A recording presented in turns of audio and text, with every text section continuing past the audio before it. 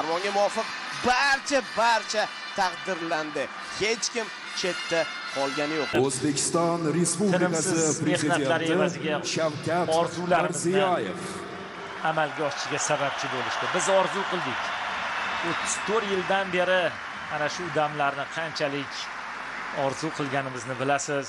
Bu yigitlarga, ularning ota-onalariga, ularning ustozlariga kattadan katta rahmatlar aytib qolamiz. Butun stadion olqishlamoqda.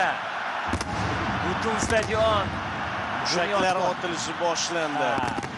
Biz to'yni boshladik, biz bayramni boshladik 5 kun avval va bu bayram hali hamon davom etmoqda. Mana bizning chempionlarimiz, mana bizga jahon chempionati yo'llanmasini taqdim etganlar va bular jamoaning maydonga tushib harakat qilganlari hozir. Lekin buning ortida qanchadan qancha mehnat, mashaqqat, zahmat bor. Faqatgina maydonga chiqqanlarda emas, qadrli do'stlar.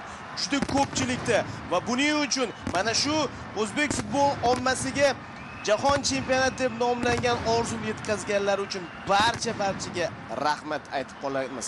Mamlakatimiz rahbaridan boshlab eng pastki qatlamda ishlayotgan kichik xodimlargacha bo'lgan barchaga, xususan muxlislarga ham qayerdadir tanqid qildik. Muxlislar bilan birgalikda qayerdadir qo'llab-quvvatladik. Oxiri maqsadga yetishdik. Chempionlar biz uchun va ularga chempion avtomobillar. Albatta bu boshlanishi, hali biz bu yo'lda uzoq davom etamiz. Hali bu bardavom bo'ladi. Biz jahon chempionatiga chiqdik. U yog'iga endi jahon chempionatida yuqori maqsadlarni ko'zlashni boshlaymiz. Nasib etsa, o'sha kunlarga ham yetamiz. Faqat bir tanu, bir jon bo'lib, birgalikda harakat qilsak bo'lgani. Biz ko'rdik amalda bitta maqsad sari intiladigan bo'lsak, birlashadigan bo'lsak, o'sha maqsadga yeta olishimizni